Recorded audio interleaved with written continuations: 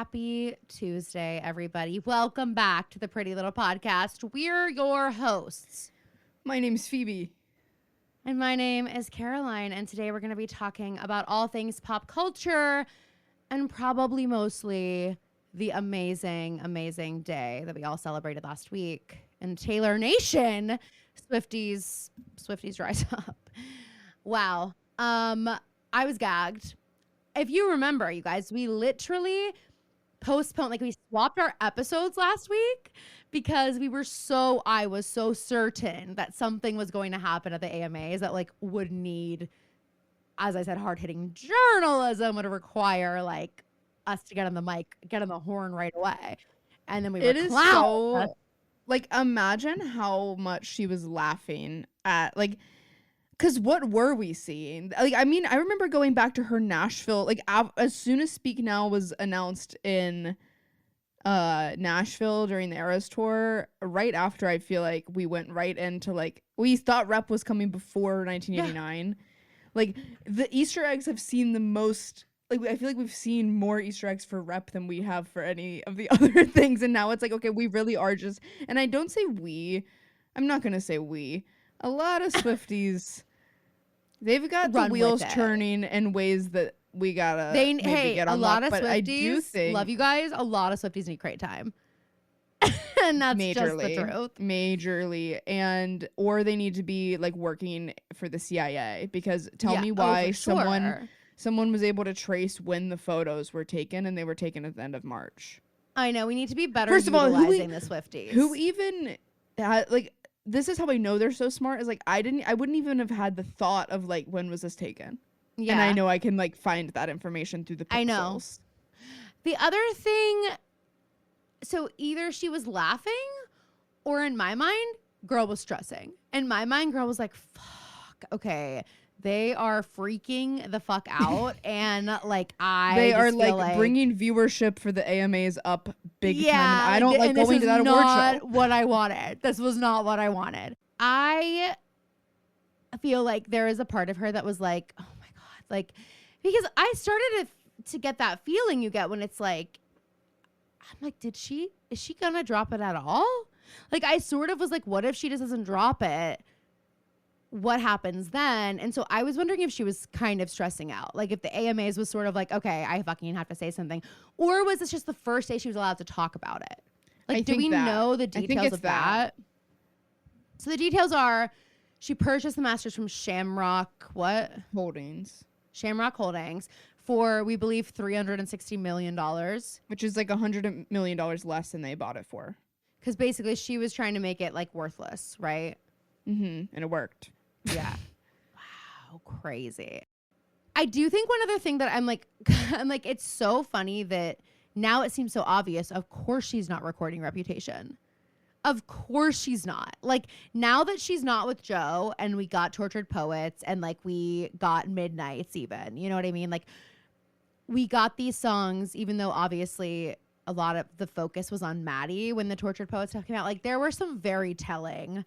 Well, it's also just Joe. Like, it's so different than the other albums, because first of all, there was such a break between 1989 and Reputation, where even though there are emotional songs on her other albums, the time that's passed has been so long. But also, even though Reputation came out 8 years ago, or however long it's been, she was in that relationship for, like, it's not like it was like a relationship she had and she wrote all those songs and it was like it was a short-lived relationship. That was like, I was worried about Reputation, Taylor's version. I know you are. Just because I feel like the quality of the Taylor's versions went down every time she released one.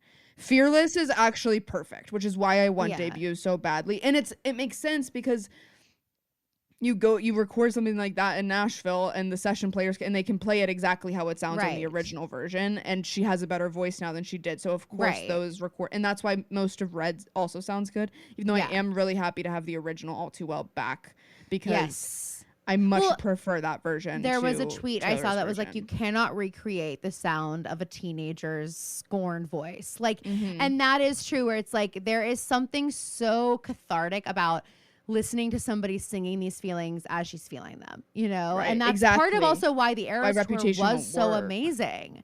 You know what I mean? Because we were like, and we didn't maybe didn't know at the time, but it was like something, we were watching her in the throes of what she was going through, singing songs that she wrote about her life and moments that she was potentially mourning, you know?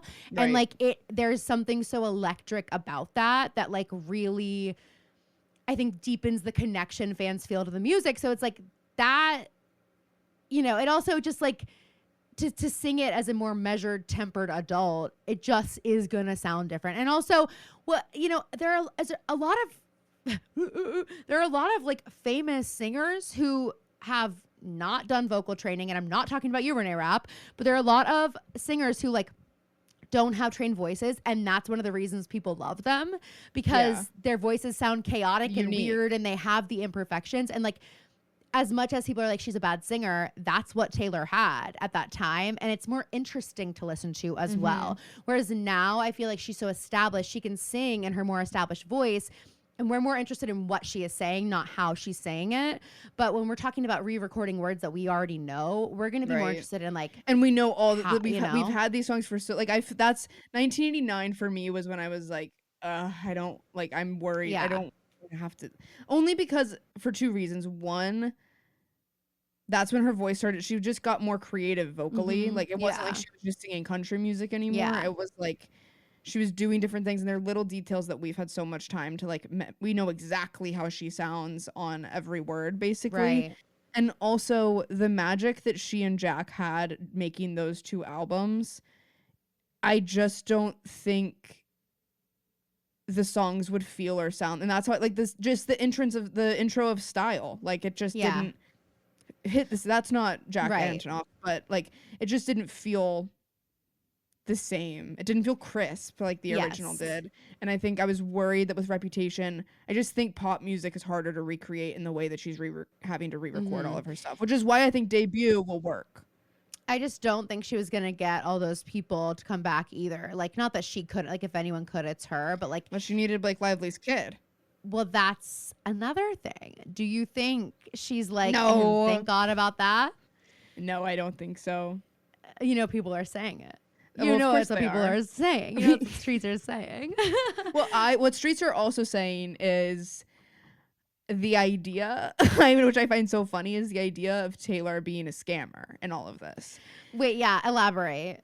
People have started, Swifties and non-Swifties alike have started to be like, wow, she really just like did all of this, made us all like spend all this money, and she's not even like finishing the thing. And it's just like a gross misunderstanding of like what's happening here. Yeah. And this completely like overlooking, I don't know, it's just dumbing it down to like, it's just, you're not understanding what the issue was then if you think it was all just cash. She didn't care if people listened to this. She made that clear from the beginning. Like obviously she did the rollouts and everything because Swifties asked for it and wanted it. Yes. But it's like she was doing this so that she could own her work. Yeah. And now she does. Right. And that was the goal. Now she doesn't need she did finish the thing. Like, Mm-hmm. you know, she finished it. Just, she was, I think what happened is there's a misunderstanding on her end. She's like, I'm getting to the finish line by any means possible. So I will either devalue my masters so that no one can have like the real value, or I will get them back somehow. And I think she just didn't express that was her, that was another option. You know what I mean? So everyone believed it. And it's like, at the end of the day, it's not like we're not going to get more music from Taylor. It's not like, and I think she will the end of those her vault recording tracks. music. I think she will too. I think it's just, she got to the end. And honestly, the more I thought about it, the more I've gone back and listened to Rep and like just some of the words. I don't think she could have done it. I'm like, and listening to performances, like seeing the performances of her even like crying, singing Lover at the Eras tour. Like, I don't know how I don't think would have been able to do that. You know what I mean? Like, so it's like, and especially there was someone played when she did Call It What You Want as a surprise song, and she's changed the lyrics to Starry Eyes fucking up my darkest nights instead of I didn't know sparking that. up my darkest nights. Yeah, and so I just saw that the other day, and they're like, and she never did it again. Like and they're like the video for singing. She's all these little like head nods. She was like fighting to get through that fucking song. And I think also like being in a relationship, you make a good point where you're like a lot of her relationships prior. I know obviously Calvin Harris was more substantial, but she was so young that I think like Joe is by far her deepest relationship. And yes, she's sung about all these other relationships, but to say that they had the same impact on her. And it's just more recent because the relationship was so long. Right. Like and she so wrote these songs a long time ago, but they were right. about the person that she's been with. And now she's in a relationship where she's probably feeling similar levels of that like deep love. And she's like, I can't, how am I going to go sing this whole album about my last person when I'm like, I don't want to be like immersed in that anymore. I want to be immersed in this, like moving forward and whatever. So I get it. And I do think, you know, she said, someone was like, it's so poetic, her saying in Miss Americana, I think she says, I just have to make a better album. Like, okay, it wasn't nominated for any Grammys. I just have to make a better album. And now she's saying that's the only album that cannot be improved upon by re-recording. It's like, we love the growth. I loved the transparency of, to be completely honest, I'm not even a quarter of the way done with it. And I'm like, that's why I thought she was panicking. That's why I was like, what if she's like, oh my God, the date's creeping up. Everyone's like thinking, because imagine the stress. Imagine how stressful that would feel. Imagine Tree. Oh, Tree's like, Tay, clock's ticking. And like, imagine when okay, let's put ourselves in Taylor's shoes. Obviously, we're going to scale it down a little bit. Easy to do. No problem.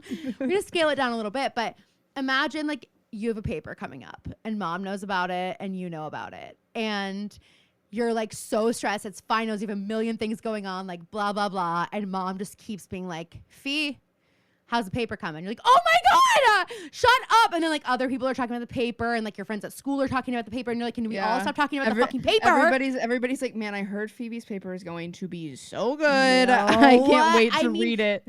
Okay, F off. You know when there was a big paper, everyone at school was talking about their own. They're just talking about writing it. And it's like, I was making it more about Taylor. Okay, fine. But yeah, so it's just like, imagine that feeling and then make it about Taylor. It's just crazy to think of the stress you would feel of these people wanting this that you know you haven't even started to re-record really.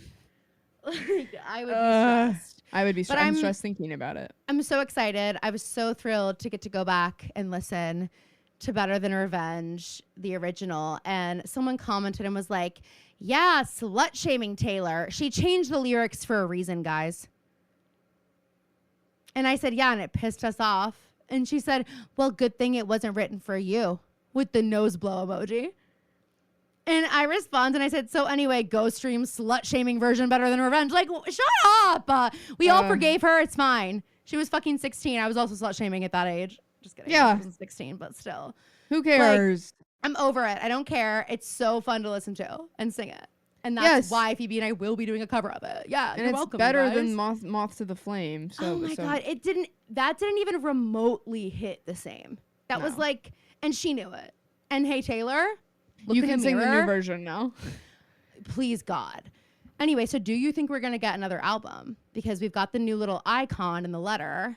And then people were counting how many eyes she put in this. And there are 12 of them. And then people were also saying she was wearing a lavender shirt and her nails were lavender. So they think that's the next color. What are I'm you not thinking? interested in speculating. Since when? Not on this. Not on this podcast, because that's like our whole thing. No, that's what we do here. I'm just tired of I want her to have some time away. Okay. More time away. Hey, Fee.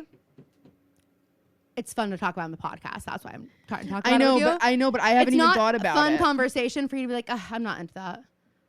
So let's talk about what people are saying, okay? It is fun to talk about. Hey, actually, yes, it is. Hope this helps. I would love for it. Some people are saying the background of the letters obviously is gold, it's glitter, and they're like glitter on the floor after the party. What if we get it on New Year's Day? New page, Taylor's new album, Taylor Swift 12. That would be crazy. I hope not, though. I don't want it yet. We need a little more time, I think. Really? Yeah, I was nervous about her having to do two. I mean, I'm relieved she that she's announced not an having to do. album. If she announced an album on New Year's Day, that would be too soon for you. You're gonna get tarred and feathered, by the way. But that's fine by me. That's fine by me. She's brave, I guess. Yeah, that's what they all say about You really me. think that would be too soon? Well, I don't. I'm fine waiting a little bit longer. I just am, and it seems like she is enjoying having time off. That was the vibe I got, especially from the energy of the photo shoot. I don't think there were Easter eggs in that photo shoot. No, I agree. But I still think, I mean, yeah, I know she's enjoying her time off. I'm not disputing that. I'm not disputing that she Why needs are we it again. fighting? Because you're annoying me. Because you're bad at yes and. That's why. Caroline goes back and forth on whether I'm good or bad at yes and. No, I don't. I'm pretty much firmly on the you're not good at it. Because here's the deal. Do you think I'm not sitting over here poring over the Easter eggs because I think we're getting it. I'm doing it because it's good Potter. It's good to talk about in the podcast. I bring it up to you. You say, I can't talk about that. And the next thing you're like, I don't want to talk about that. Okay. So anyway, I guess Phoebe's done talking about this then. So moving on to whatever you want to talk about, your personal business. Yeah. Get out of here. Well, I did want to say, suddenly I had a revelation last night. Suddenly we watch HBO Girls and Lena Dunham's booked. Lena Dunham is booked and busy now. We start talking about Girls. No, she's writing that show that Natalie Portman, Mark Ruffalo, and Role Model are going to be in, and the musical with Carly Rae Jepsen. She hasn't been working. 10 Things I Hate About You. Yeah, with Carly Rae Jepsen. Now that... That... See, here's the deal. The show will be great, I'm sure. The 10 Things I Hate About You isn't new. Sorry, Phoebe. That has been since before we were for a couple Girls. months though. I think before that we started. It was around when we did our Girls pilot. Okay, I'm just saying I've been hearing about it, but it might have been with her name attached. I don't remember right now, but I've been. No, but that's what I'm saying about her. Okay. Keep going. You were just no. You just keep talking, so I'm done now. Go ahead. Well, I was just saying that the Lena Dunham, that's the point I'm making, is that we watched Girls, and now because they did paper, whatever that thing that posts what everybody's doing, they posted that Lena Dunham was attached to it right around when we started watching Girls. And then this show with Natalie Portman also gets announced, and I just think our impact can't be overlooked here. And I think that's smart, and it's true. It is because we're watching it. What I was trying to say about the musical is that I don't know if I was hearing it as in like the way that Broadway musicals are talked about, where like I would say I hear about a lot of the Broadway musicals before it hits the general public, just through like whispers of people talking about projects happening or seeing it on different Broadway things. So I just think I've seen the 10 Things I Hate About You.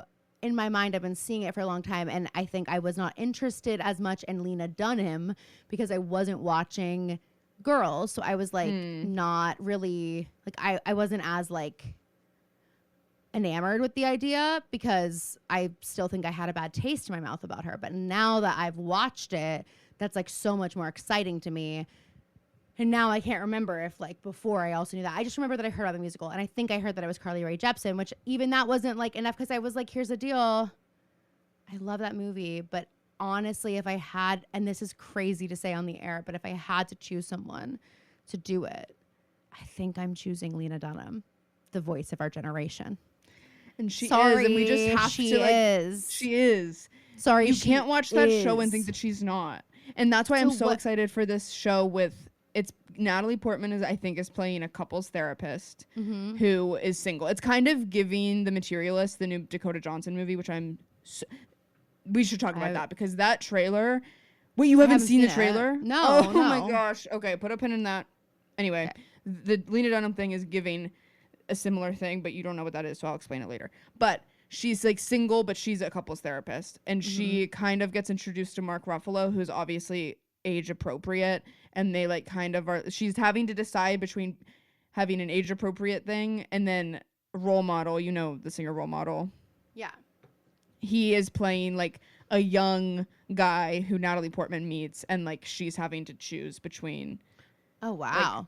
That's gonna be the dynamic of the show. Fun. Like the three of the most beautiful people alive. Hey Natalie, I'm just gonna say it now. Choose Ruffalo. If you don't choose Ruffalo, but the movie with it's Dakota Johnson, Pedro Pascal, and Chris Evans. It's called The Materialists. It's A24. It's going to be incredible, and it's bringing back trailers, voiceover trailer. I love a good trailer. I really do. Again, but it's giving, recession core. It is giving that, but it's that classic voice of like Lucy's in this a and world. Oh yeah, no, like, yes. I know and it's very like traditional rom-com. It's like the trailer. narrator trend on TikTok. Exactly, right now. And she plays a like professional matchmaker, but she can't seem to make it work. She can't seem to make her relationships work, and she meets Pedro it's giving Pascal. rom-com. Yes, and he like wines and dines her, and then Chris Evans is her old flame, and he like is working a wedding that they're at together or whatever, and they have to like it's gonna be so good, but like literally they just released an alternative trailer, and it's like the narrator's talking and it's showing the prices of like all these things that are being used, like cup of coffee. Like I don't know how to explain it in a way that it's going to make it you understand why it's so iconic, but that movie's going to be so fucking good. When is it coming out? I think this month. Fun. This summer for sure. They've been teasing it for so long, and we got the first trailer like last month, maybe April, I don't know, but it's going to be good. I turned on a Spotify day list last night just to see like what it was. I haven't been listening to it in a while, but I couldn't decide what I wanted to listen to. So I was like, the worst. My day list. I'm just going to do that. So I go turn it on, and it literally was like recession. Like recession. Mine was said that the other day too. I was like, holy shit. But the songs were all like current. They were all like 2024, 2025. And I was like, all right, so we're just calling it that. Okay, great. All right. So we now and now we've said it. Spotify is the new like Federal Reserve. They determine literally when we're in recession. I have been in that same mood of like not really knowing what to listen to, but I have been on a real like 2010s indie kick. Like I have a playlist that's just like Phoenix, Passion Pit, The Naked and Famous. Okay, well, Sylvan you sound like you're itching to rewatch Gossip Girl like I am. Well, I one of them is just I do have a playlist. It's just like songs that songs like young folks that would be in a Gossip Girl montage. I mean, the soundtrack of Gossip Girl I don't know how they did it. I don't know how CW must have some like crazy thing going on, because I just saw a TikTok about Riverdale's sync too. Sorry, Mary Beth Roan. Needle drops, not their sinks. I can see the comments now. But they literally like how you're telling me they got the rights to Heathers the musical, Carrie the musical, Beyonce's Daddy Lessons right after it came out. Like all these, I'm like, no, that's Mad World. You cleared by a record label, Mad World, where a high school student is doing a striptease to get into a gang.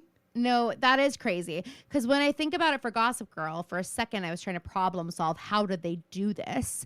And I was like, well, a lot of those, they put them on the map. And that was when it was like a lot of people found music through television shows. I don't feel like they do it the same way these days. Probably because, and honestly, I bet labels got smarter, with how hard it was to get. I bet it wasn't always like such a challenge, because I feel like a lot of these shows were doing it, but specifically Gossip Girl, but they used a lot of that like indie, like Matt and Kim. They used so much Matt and Kim. They used Passion Pit. They used songs that were like not underground, but like they were just on the cusp of being popular. It was like somebody heard it and was like that will be a huge song. It just isn't yet. Put it in Gossip Girl and then it will be. Bring back Matt and Kim. Matt and Kim, but Walk the Moon circa like 2012. Before Shut Up and Dance. Anna Sun, Shiver Shiver. Those songs I used are to just listen to all of that. It makes me think of driving to the movie theater that I worked at in the Honda Civic. It makes And me the think song- of driving in the Honda Civic. The one song that I always would listen to when I drove was I think it was Take a Walk. Is that Passion Pit. Passion Pit. Yeah. Ugh. That song goes so crazy. Fucking loved it, and it was like such a good song to listen to, and it was dark, and it's like late on your way home from the movie theater. Oh my god, it can just put me right back there. It can just, and actually, Phoebe, last night I was driving home, so I went to go see a play last night at a theater I'm on the board of. Yeah, Story of My Life. I see so. I last night I was like, I so see much theater. so much theater. No, literally, though, that is what I thought to myself last night. I was like, that is the one thing also about like my actual job working in the arts. It's like, I love being able to be like, oh, what did I do this weekend? Well, I saw a play. I'm supporting our industry, like blah, blah, blah. But anyway, I saw the Da Vinci Code play, and it was really good. And anyway, I'm driving home from it though. And you know that drive home from that theater is like, it's so good. Vibes. And that was like the first listening. long drive I feel like we were ever allowed to do. Like down I that know strip. it was. And it was, I used to love it. And because it was the closest we could get to the highway without being on it was like highway. 30 minutes there. So you could like listen to like a lot of music loud. And it was like the speed limit was like 40, 45. So you didn't have to go like 25. It was like perfect. And last night I was driving home and I just turned on all these like indie hits from like that time. But then I was listening to also songs that just give me that feeling, but they're not from like the 2010s, like Ethel Cain and like shit like that. Like, except for, I'm sorry, I don't like Perverts. I can't think of which one. Her new album. It's the whole I album. haven't listened to it. Oh, well, I'll just tell you right now, every song is like 13 minutes long. And I'm sorry, but for me, I can't listen to that. It's not my favorite at all. It's not like an easy, I just don't like it. It's not easy listening, which I guess is her whole thing. But yeah. I like some of her songs. I'm not like a huge Ethel Cain stan. I'm getting like deeper into it. But like Ethel Cain, Anita Russo, and then Lorde. I mean, Lorde is perpetually that vibe. Yeah. But like I've been listening to a lot of Lorde lately. Again, just getting back into into her. I love Man of the Year. Do you love? Me too. I love it too. I like it more. Well, I love the way she's singing. It's so different. I feel like than anything we've really heard. It's giving a little bit of like Liability's sister in a way. Yes, like I thought the same. The way she's talking, the way she sings is very similar. It's so like, it feels like she's just sitting on a stool with a microphone in her hand, just like kind of hunched over, just like very easily singing. She sounds great on it. I wish it was a little longer. I wish it was, and I don't think it is, but to me, it feels like the first song of an album. And it kind of is like an intro, intro, end of the world, the Ariana Grande. It feels like it's short enough, and then it like builds enough to get you into the rest of the album. Yeah. But I'm happy thinking that the whole album will sound like a hybrid between what was that. Oh and my Man God, of the Year. I Like, know. I'm very happy I'm like, with that. I could not be more pleased. I am really thrilled. We haven't heard drums like that really on a Lorde song. No. Like, ever? Oh, you're right. We really have. I'm like It's playing Dan it in my head Nigro. right now. I don't know if Dan Nigro worked on that one, but that sounds very It sounds very Olivia. Olivia Like, Rodrigo. Yeah, those big, totally. those dirty drums. Yeah. Speaking of, I did my hair the way allegedly Olivia Rodrigo's hairstylist does her hair, and it was a hit on our close friend story. I'll just say that. I saw it. Yeah, you were getting so many nods. So many people were like, "Oh my God!"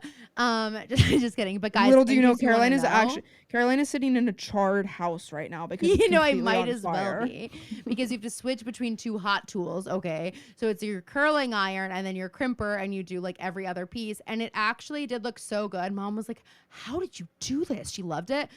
But Anthony came into my studio afterwards and he was like, "Is it smoky in here?" Because like literally the room was like full of smoke from my hair, and my hair reeked. I was like, I smell bad. Like every time I like turn my head, I can smell the burnt hair. My hair was also really dirty, so it had a lot of product in it. Oh, okay. Well, I wonder how they do it. Yeah, I think. Yeah, I don't know, but I mean, or maybe that's just how she smells.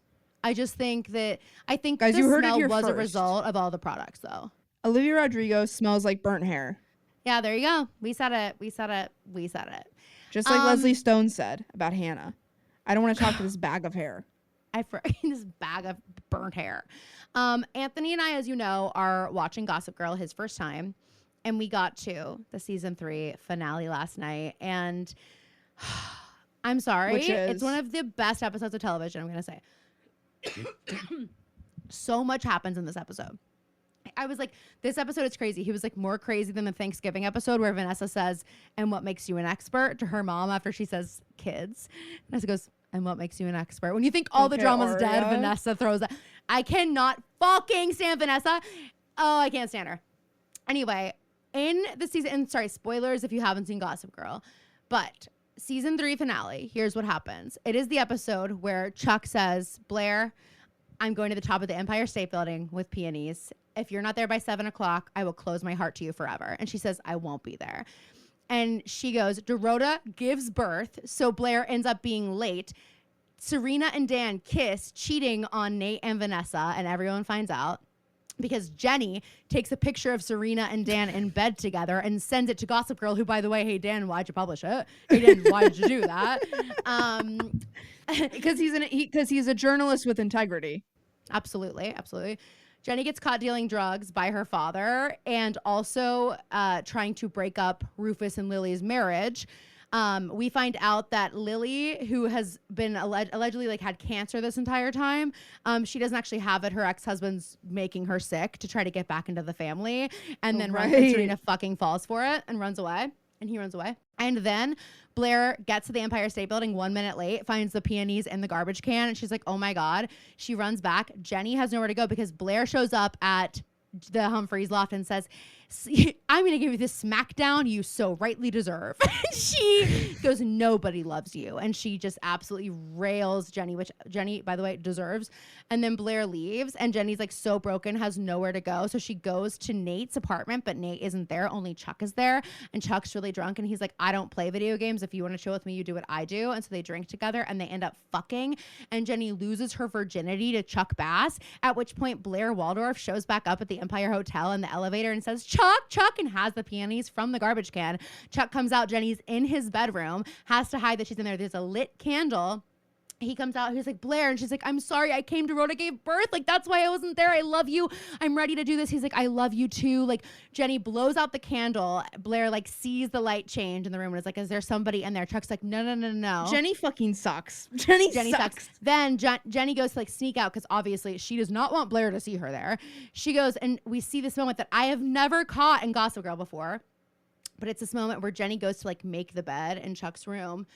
And she notices something on the bed. And then the next thing we see is his bed, like, empty. There are no sheets on the bed. And I realized, because obviously she lost her virginity, I realized that she bled on the fucking sheets. So she took them. Yeah. And, like, she, like, goes and she's so upset. And she's talking to Eric. And she's like, I know I told you I had sex with Damien. I didn't. I wanted you to think it. I didn't. And, like, I lost my virginity check. And so that's why she took his fucking sheets. Because she bled on them and didn't want anyone to know, obviously, that whatever. And then she comes home. Dan finds out. Chuck is proposing to Blair outside. Dan comes up, punches Chuck in the fucking face. Blair finds out that Chuck and Jenny slept together. She says, you're dead to me. She and Serena go to Paris, leave. And Jenny's gone now. That was Jenny's exit. hate when they're in Paris. I do too. But, sorry, I forgot almost the biggest part. Georgina comes back. She's pregnant with Dan's baby. Thank God. Dan's trying to buy a plane ticket to Paris to follow Serena because he wants to be with her. And Georgina comes in. She's like, I have a little problem. And she's pregnant. She's like very pregnant. Yikes. Like she's like showing big time. So that's the season 3 finale. I'm Jesus sorry. Christ. It's so, I mean, like the fact that they fit all that, it's so good. And we watched it last night and I was just like, and this is like cinema. Like this is season 3 of Gossip Girl is very strong. It's just so good. And I just wanted to really walk you through it because that episode, thank you. When we really get to get in there and we get to recap that together. But I couldn't believe, I was like, what a moment for me to realize that Jenny bled on the sheets. So she takes them. Because I always was like, what does she take the condom? They don't say it. I was like, what is she doing? Like, is she taking the condom? Like, what is she doing? And then they show his bed with the bare mattress. And I was like, she took the sheets because she bled. Ah! Anyway, it's so good. But like, I hate Jenny. Jenny, get off my screen. Everybody but Blair sucks. Yeah, and Anthony like hates Blair, so it's like really tough for me. He loves Serena and loves Dan. I'm like, you're dense. Okay. Anyway, let's get into some other news we've got. Oh, wait. I also wanted to acknowledge that one of the best lines in Overcompensating, and we didn't talk about it, but I need to. One of the smartest, best moments of this show is, and I think it's in like the first or second episode, and Carmen and Benny are meeting people in the big circle, and they meet the guy, and his intro is, "I'm Amanda Knox's cousin." Yes. I'm sorry. What? Who thought of that? It's genius. It's such a good, like, it is such a fucking funny and like perfectly played. And nobody's interested. Joke, nobody's like, well, what do you think? Well, and then Anthony's like, "Who's Amanda Knox?" Anthony asked me, and then Kelly said, "Who's Amanda Knox?" There are people walking around this earth who don't know who Amanda Knox is. And I'm like, so you don't listen to our podcast then? Because we talk about her at least once a month. Because we talk about her once a week. Yeah, exactly. I was like, okay, so I guess we're watching the Amanda Knox documentary together because I'm sorry, I can't believe you and I have been having conversations every day and you don't know who Amanda Knox is, so you don't get how good that fucking line is in this show. Pisses me off. Pisses me off. I mean, doesn't it make you mad? I'm like, so you don't get to respect that amazing line of comedy because you just don't know who Amanda Knox is? You think you just get to not know? You don't. You have to. She's monoculture. Amanda Knox is monoculture, and now we've said it. Amanda Knox is monoculture, and if you don't know who she is, then what are you? You don't deserve to watch Overcompensating until you know who Amanda Knox is. There, I said it. If you haven't watched it yet, and you don't know who Amanda Knox is, go watch the documentary, and you're gonna be like, wait, they just made me watch the Amanda Knox documentary just for this one fucking line? Yeah, I did. And now we've said it is the equivalent to our rules of culture. It 100% is. And now we've said it, Amanda Knox is a monoculture. And now we've said it is our rule of culture. And yes. Now we've said it. Number 84.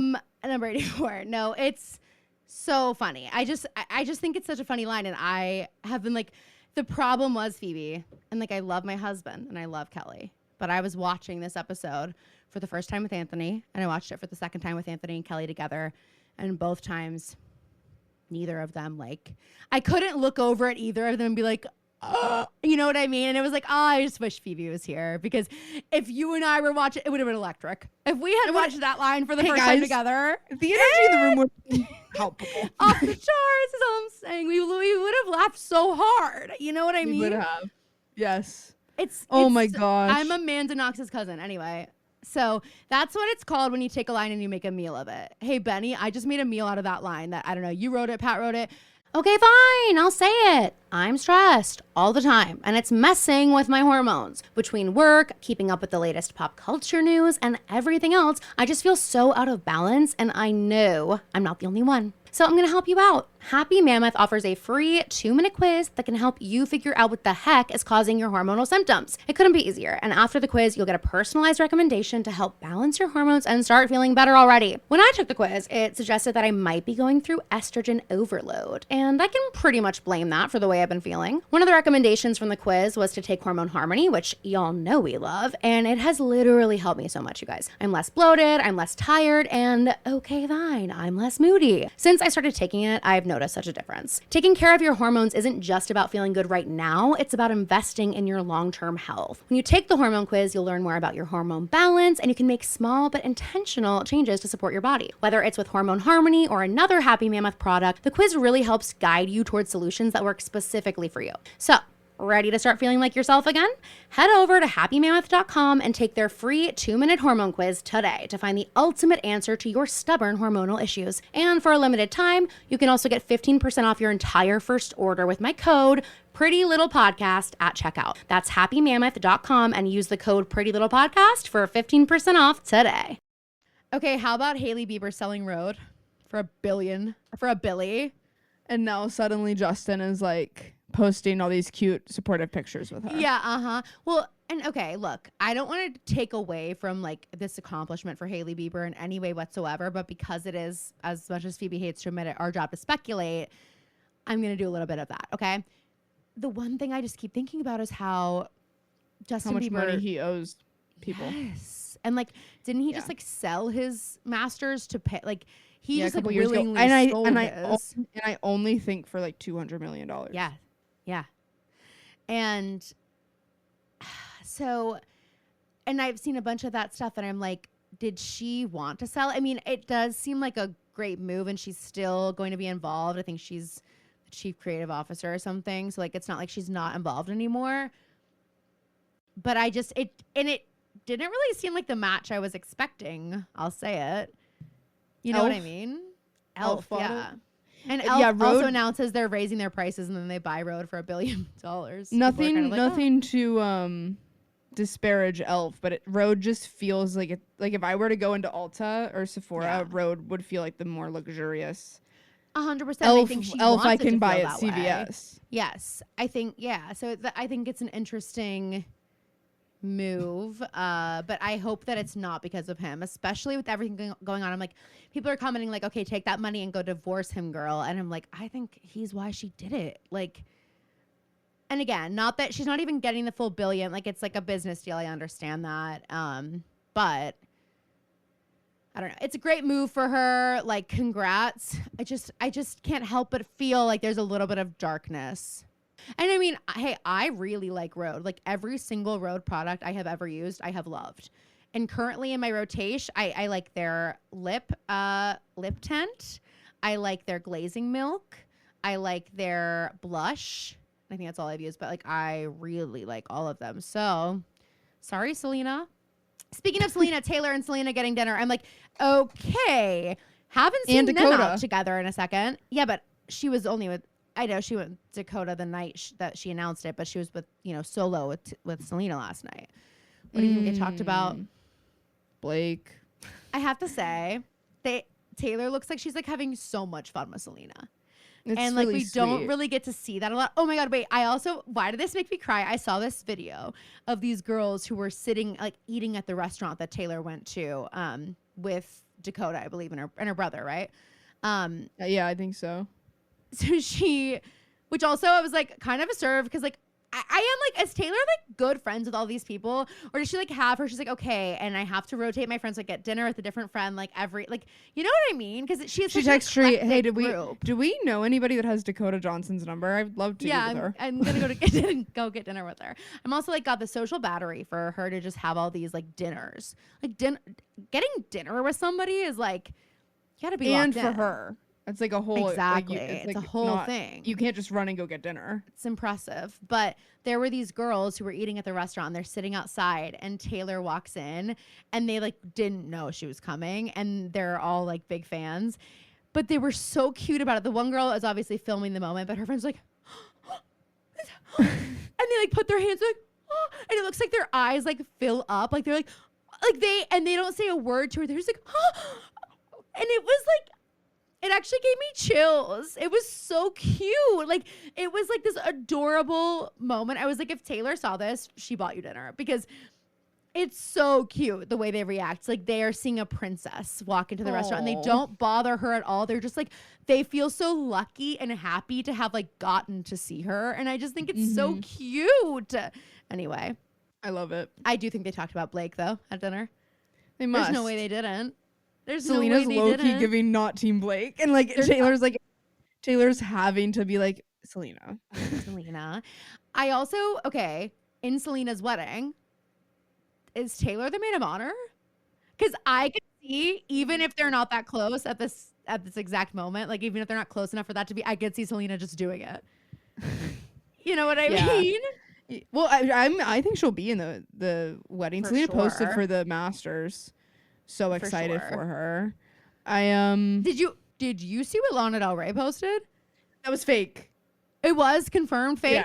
Yeah, it was fake. My People always God. do that with her stories. And I always partially fall for it. Well, I was creating a post of the funniest tweets that I saw about this to post on our Instagram, and that was one of them. So I'm gonna have to delete that because I thought it was real. I was like, if Lana Del Rey, what it was, you guys, is she posted allegedly the picture of Taylor with all of her albums, and then over it she tagged Scooter Braun and said "What's up" or something like "What's good" or something like that. And I fell for it hook, line, and sinker. Not real. Wow. Wow. Well, if it makes you feel any better, I fell for the AI kangaroo. Is that the kangaroo that was holding the boarding passes? Oh no. I scrolled by so fast. Is this you finding out that it's AI? No, bitch, it's not. I saw it and I was like, don't care, and kept scrolling. So I didn't even look at it long enough to like have an opinion. No, but well, let me tell you, the internet is in shambles. That's the kind of content that stops your scroll. Got it. The whole internet is like, oh my god, if AI can get me, AI can get me. Hey, look, if you weren't got by Katy Perry at the Met Gala, you were got by kangaroo holding boarding passes. Because it's like a fighter. For some reason, it didn't even cross my mind that like that couldn't be a situation that happened. Yeah. And so I think for me, I saw it and I was like, well, kangaroos aren't service animals, and I just kept scrolling right away.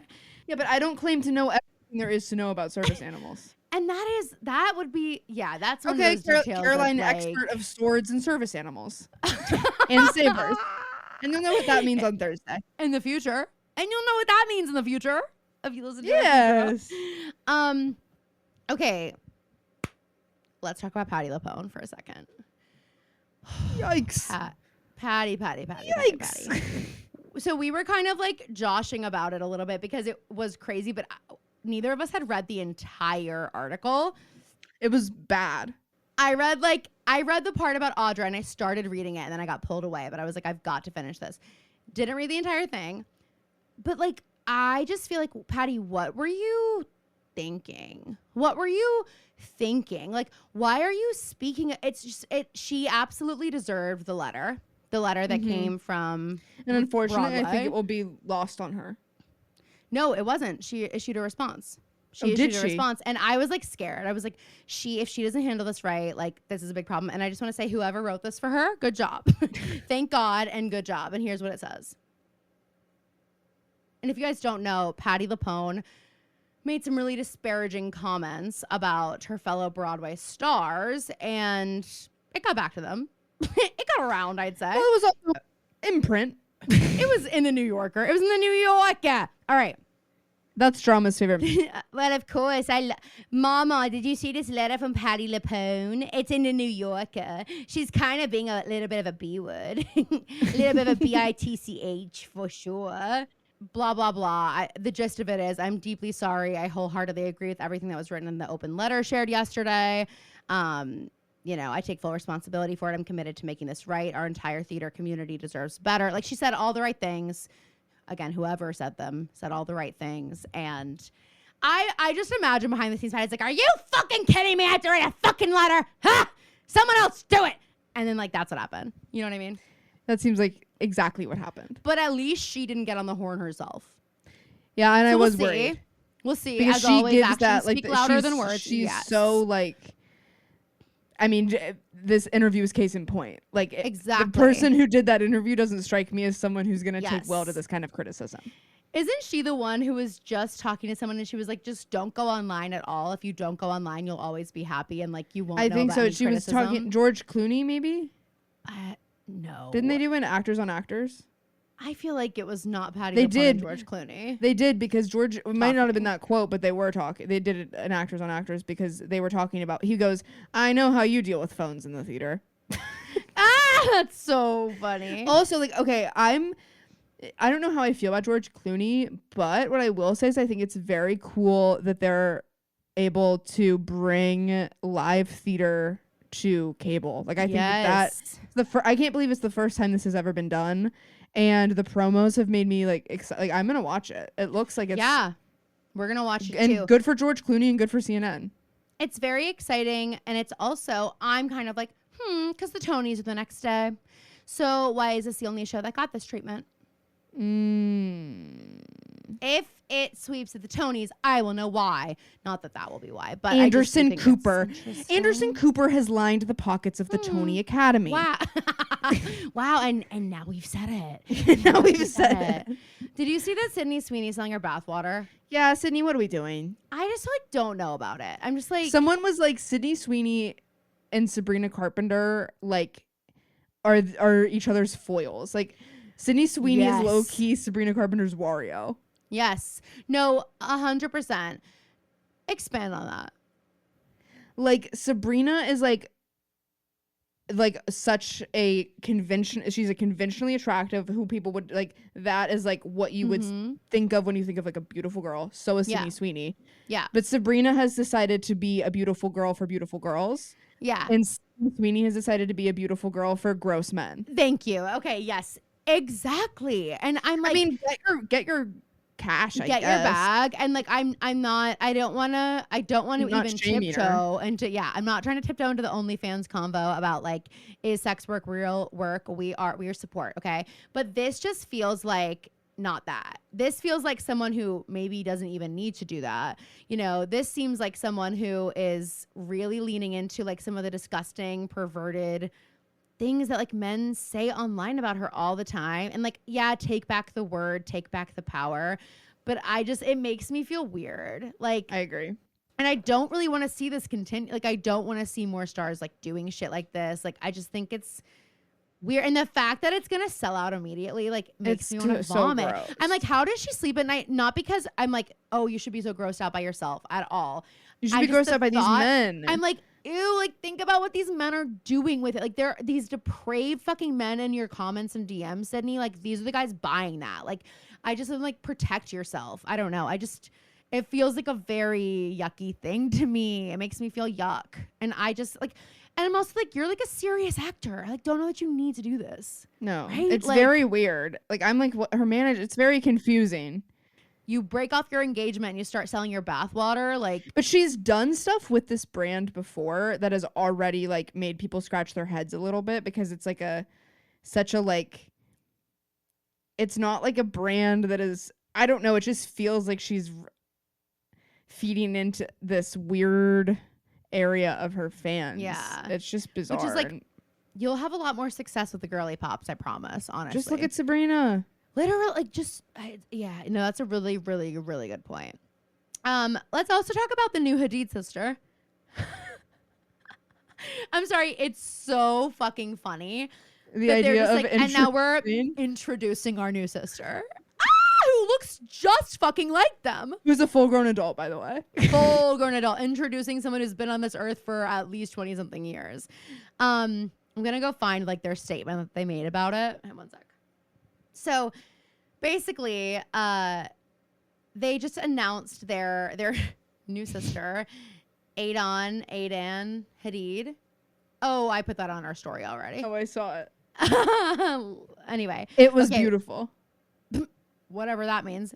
All right, be here now. So they make a statement that says, she was born and raised in Florida and grew up with the man she lovingly knew as her father until his sudden passing when she was 19. After his death, she took a genetic test out of curiosity and would soon realize her biological connection to the Hadids. We first connected in late 2023, and from that moment on, we've embraced her with open arms. She spent time with all of us, including our dad, and we've cherished this unexpected and beautiful addition to our family. As siblings, we've had many open and loving conversations about how to support and protect her, blah, blah, blah. I'm sorry, she looks exactly like them. What do you do if you take a genetic test and it's like, hey, Gigi and Bella Hadid are actually your sisters? I mean, how do you initiate that conversation with them? Hey guys, who would be shocked? Not me. I mean, none of us would be shocked, obviously, if it happened to us, but like for someone else who it's not as believable. Well, it's just like, I'm sure this is crazy to say, but like it's probably not the first like DM they've gotten that's been like, I know, I'm your long lost sister. And imagine them like receiving the DM, rolling their eyes, and then looking at a picture of her and being like, wait, a second. Wait, that's our sis. Wait, that is undeniably our sis. And we've got to introduce her. We need to introduce her. She needs to make her debut. It's as if they wanted to do like a debutante ball where they're like, and now we're going to use the Victoria's Secret fashion show to introduce our third sister. Like that is, it's like her national coming out party is going to be on the Victoria imagine finding out you're a Hadid and you like look like a Hadid enough where you can imagine like, being told your whole life, oh my God, you know who you kind of look like? Bella Hadid, you know, and then like being like, okay, yeah, because And you now know you she can, told like, one make bank boyfriend on one it. time, she was like, yeah, some people say I look like the Hadids, and he's like, I don't see it, and he was like a total dick about it. I'm making this up. Phoebe's actually mad now. Phoebe's rolling her eyes at this guy that doesn't exist. I made this up. But that happened to her at some point. And now she's like, look at this fucking receipts. Can you guys introduce me so I can fucking prove to all the naysayers that I do look like a Hadid? That the Hadid genes do run deep in this Can you blood. guys just introduce me? Can you guys just introduce me really quick?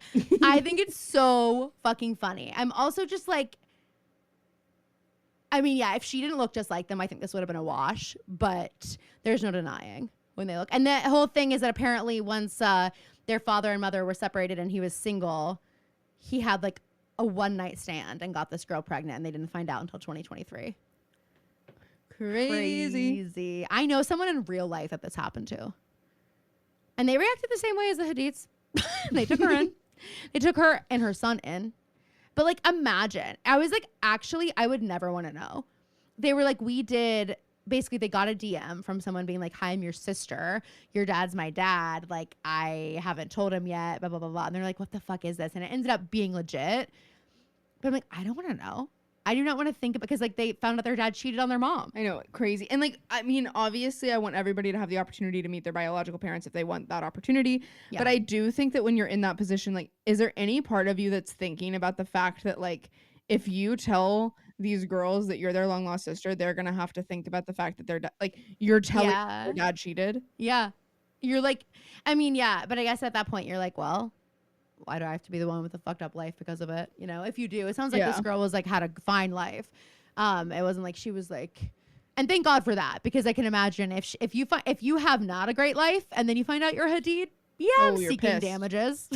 Yeah, I'd say I'm seeking damages on that one. Okay, let's discuss some reality TV.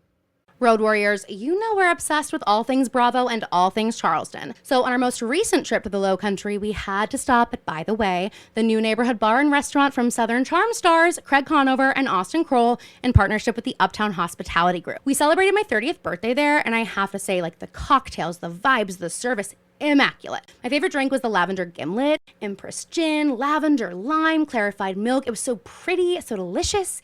And our group kept those freezing cold martinis and caviar bumps flowing all night long. The atmosphere was exactly what I wanted. It was chic, but cozy, elevated, but welcoming. Think like your dream neighborhood spot that also happens to be Bravo adjacent. And because the night was that good, I had to go back for a dinner date with Anthony. The menu brings an elevated spin to classic tavern fare, handhelds, crave-worthy kettle chips with French onion dip, literally dream about them. But the best part were the steak frites. Anthony and I split it. It's a grilled prime New York strip with garlic butter, chimichurri, and perfectly crispy shoestring fries. Oh my God. Pro tip, go on a Wednesday during happy hour from 4 to 6 p.m. They do half off select wines, bubbles, their signature Blade and Bow Old Fashioned, and the steak frites. It's such a steal, and honestly, I cannot recommend it enough. So make sure you add By the Way to your Charleston itinerary and follow them on Instagram at ByTheWayCHS to see the menu, the vibe, and all the Bravo approved bites. And if you go, tell Craig we sent you and save us a martini.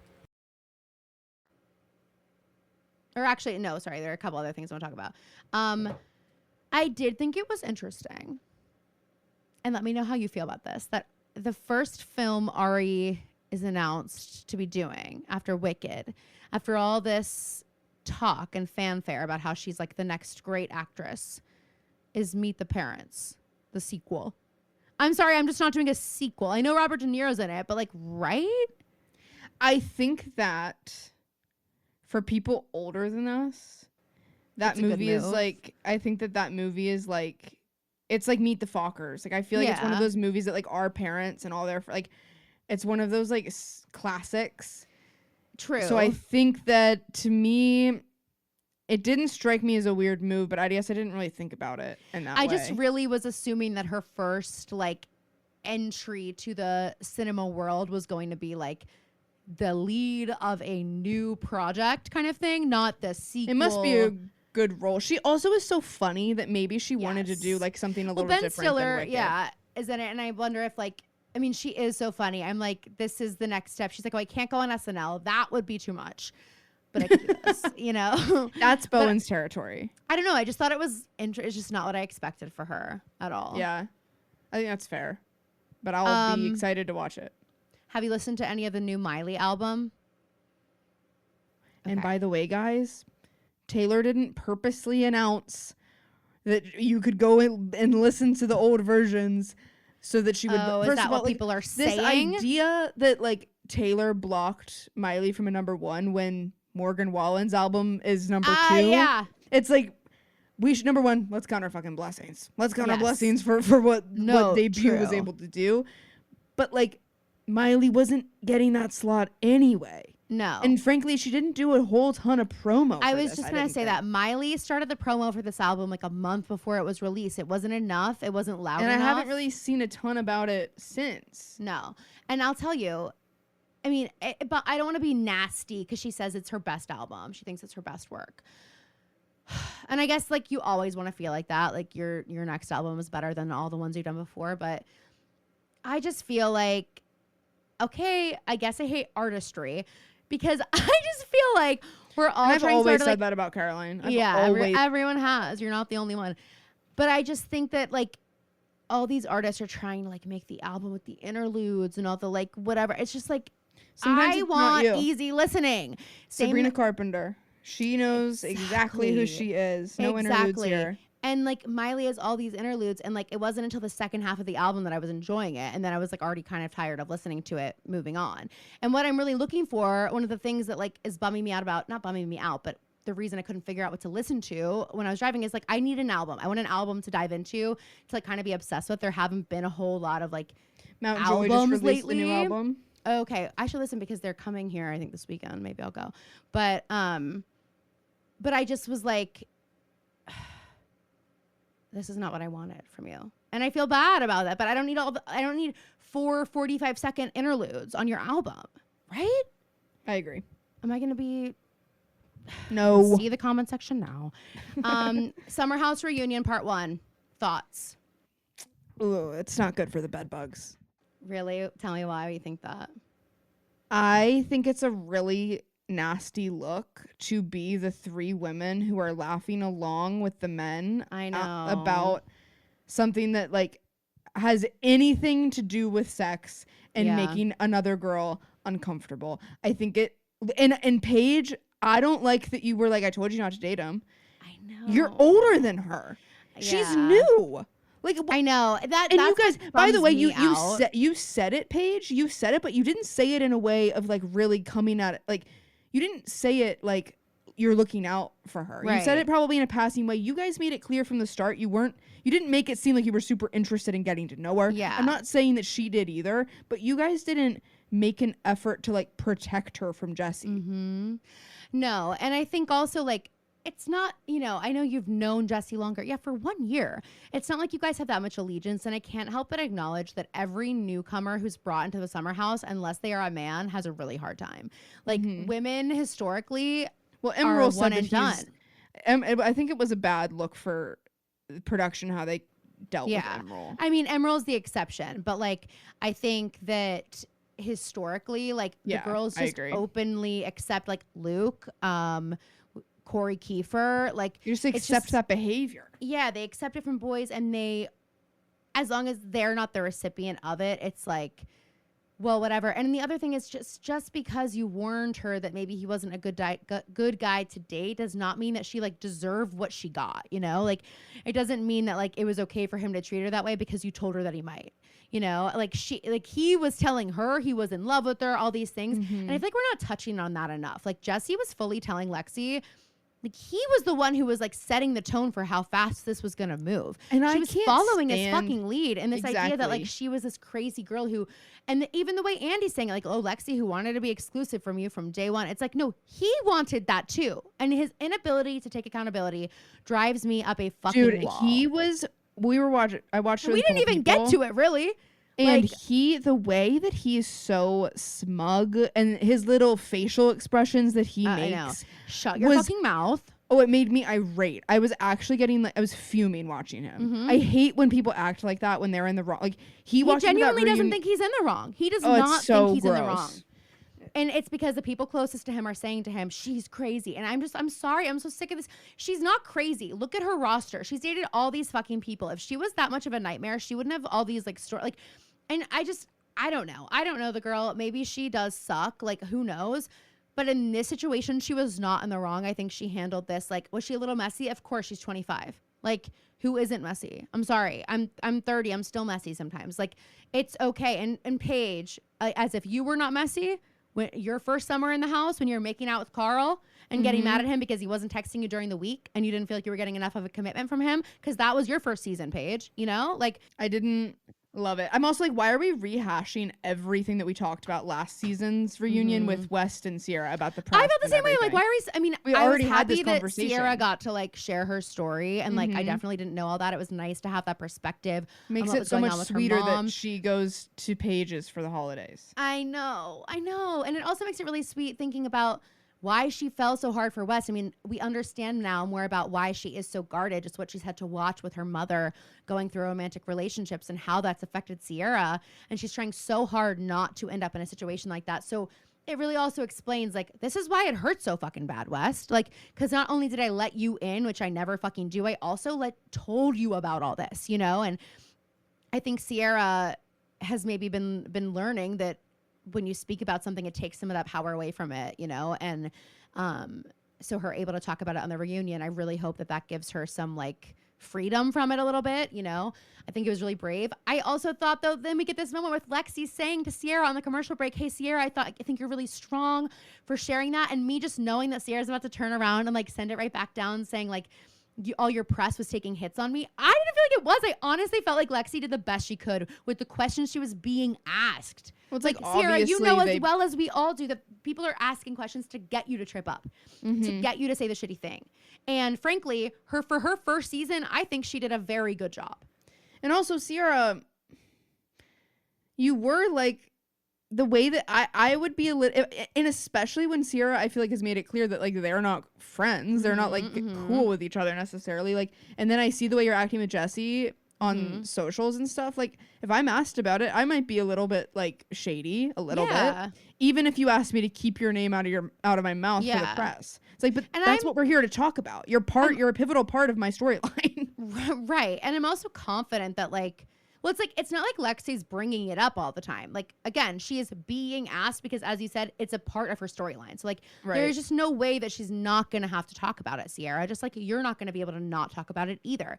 But I don't know. I think that I would like to see Lexi come back. I don't know that she does. There are also a lot of rumors that Paige is not coming back. What do you think about that?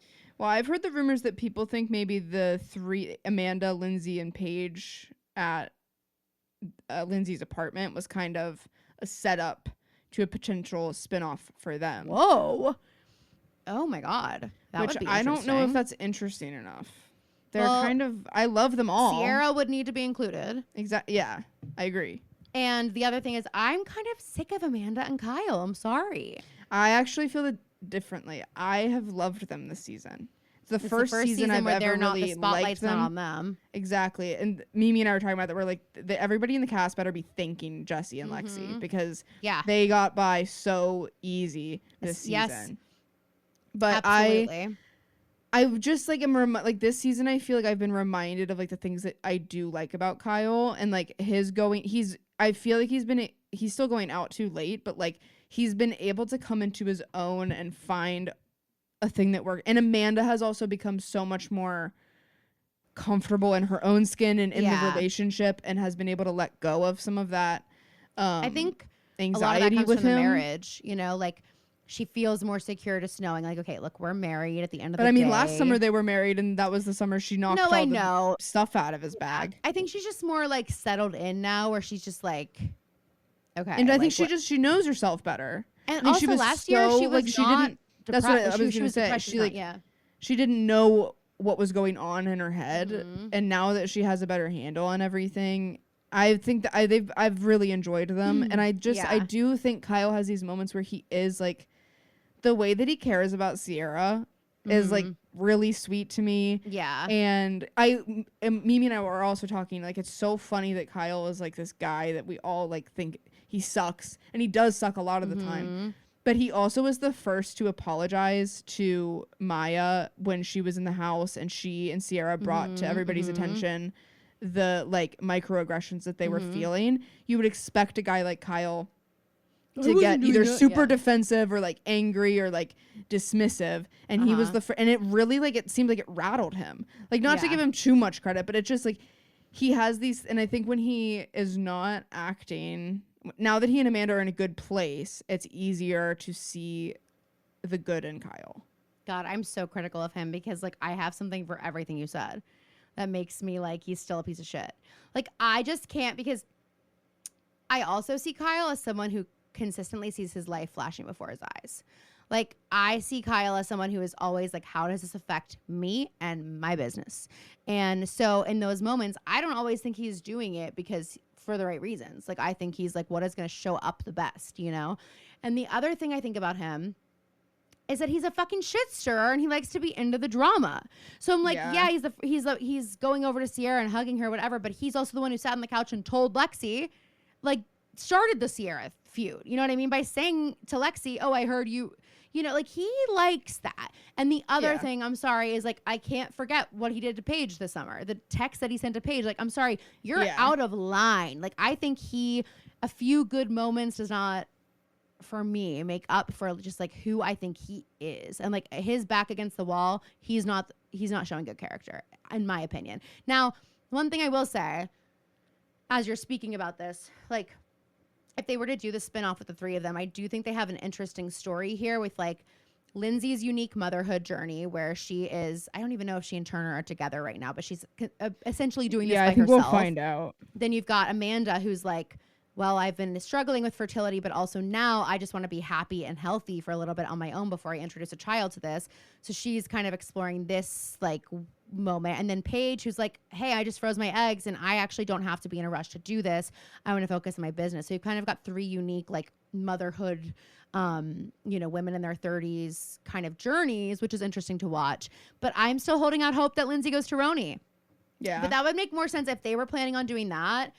And then Sierra allegedly is going on Dancing with the Stars. I would feel better about that, you know, like, because in my mind I'm like, well, where does Sierra fall into this? They have to have Sierra there.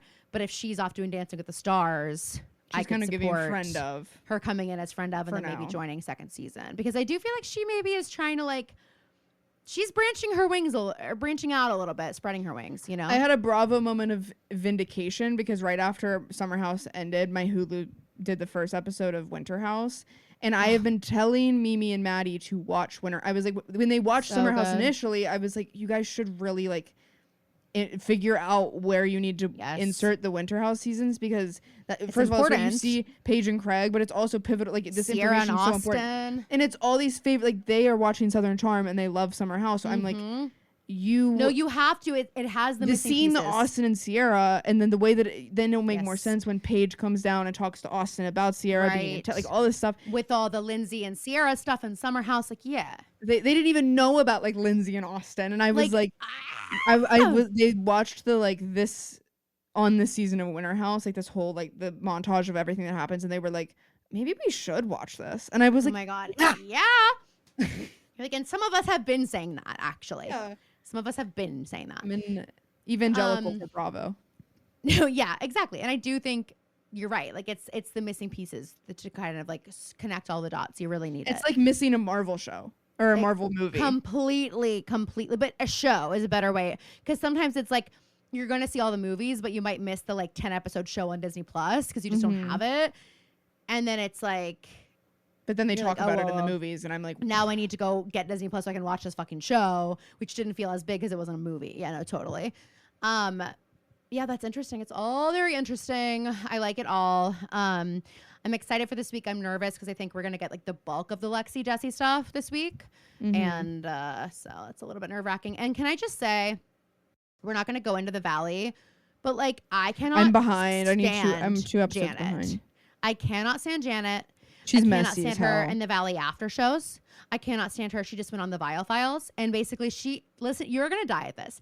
She says to Nick, well, you've always said that, like, you know, I have an invitation to come on here and like refute any of the things that you've said about me.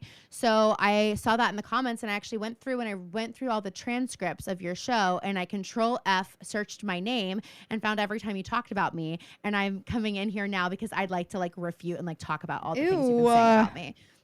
Literally. That is the final boss of hating being misunderstood. If Like, anybody else did that to Nick, though, we'd be like, yes. Nick was like, yeah, I called you a fucking bitch. I think you suck. Like, Nick was like, yeah, I said all these things about you. And she's like, and I just like to explain why you're wrong. And like, I think she just continued to make herself look like a bitch. Like, Did you watch season 1 of The Valley? Yeah. Because I actually thought she had a pretty, so far from what I've watched, I think it's actually been a good front half of the season for Janet. Yeah. Well, she talked about it in the Vial Files, which I appreciated. She was like, I did act like I was the only pregnant person, the only person who's ever been pregnant in the world. And like, whatever last season, and like watching back, I'm like, okay, like you were a little ridiculous with this and with this and blah, blah, blah. I don't know. I do not like her. And the other thing with Jasmine, I completely fucking forgot. I knew she was on The Bachelor. I could not remember which season. I forgot it was Nick fucking Vial season, which makes it so much funnier to have him talking about it.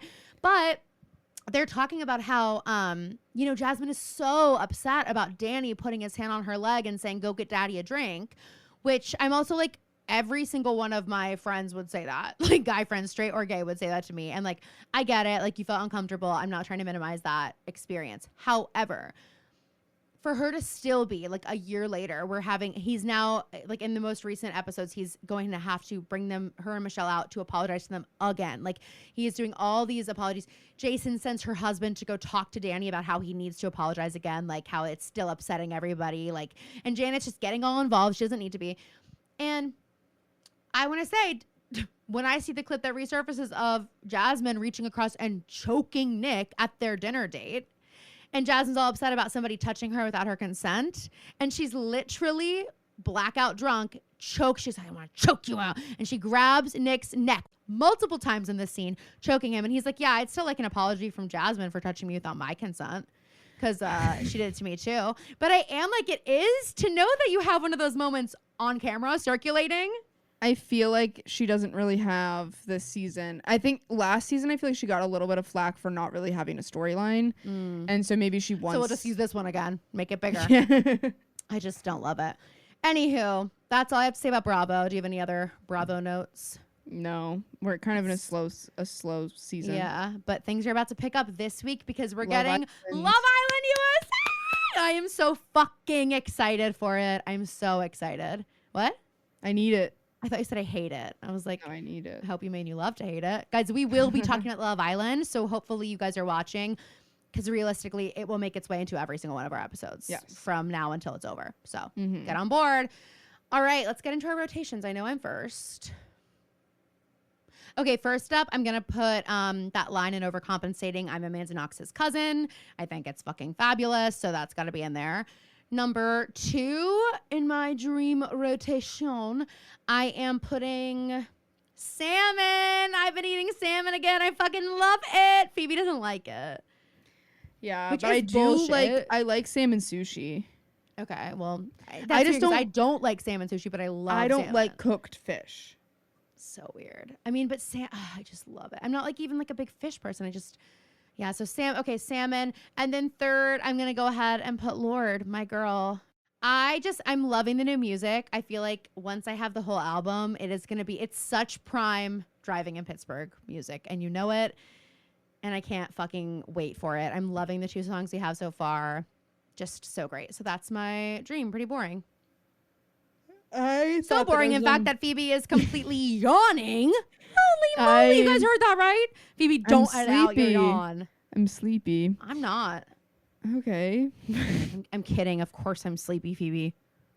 I was born sleepy. I was born sleepy. Number 1 is me, because, well, I didn't think that I did. Your nightmare?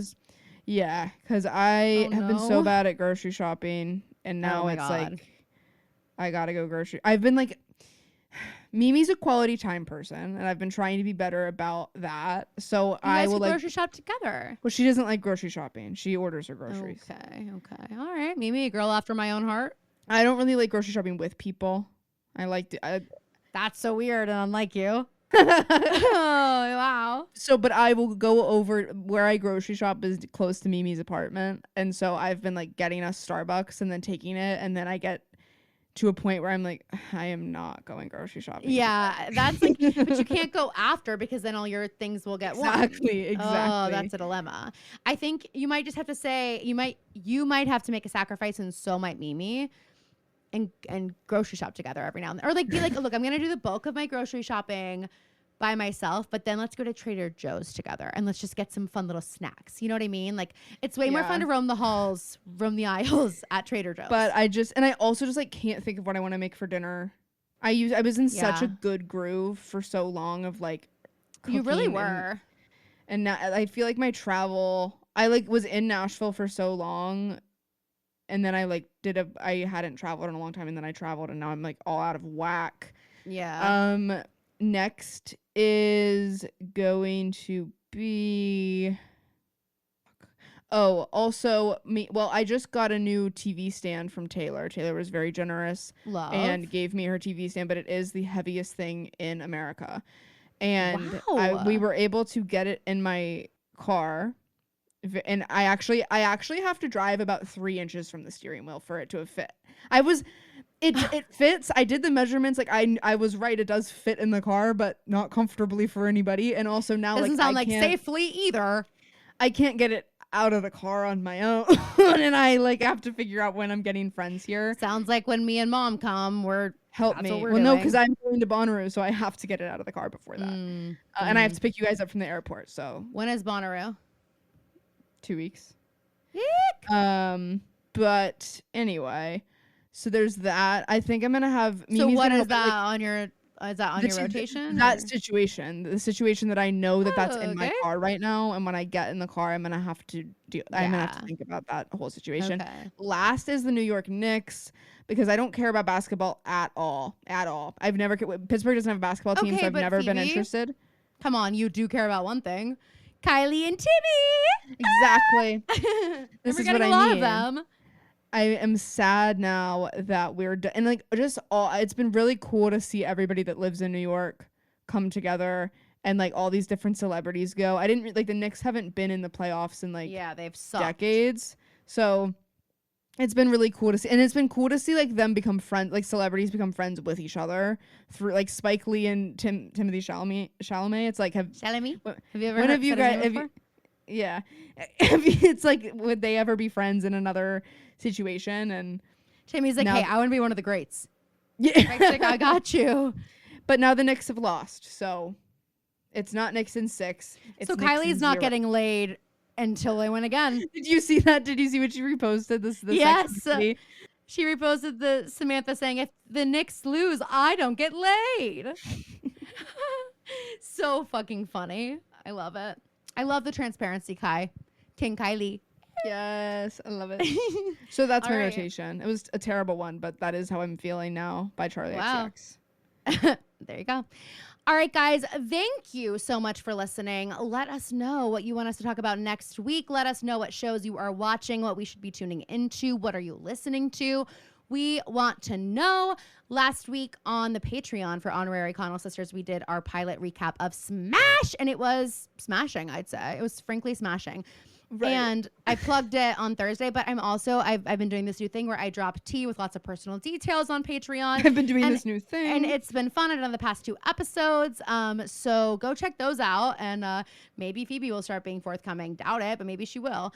What else? I think that's really all. I kind of said something about something. Oh, that's true. Okay, so we're both dropping tea. Phoebe's getting there. She's getting closer. I'm the Matt Rogers. You're the Bowen in this moment. Or Matt's like, just share, Bowen. And Bowen's like, I am.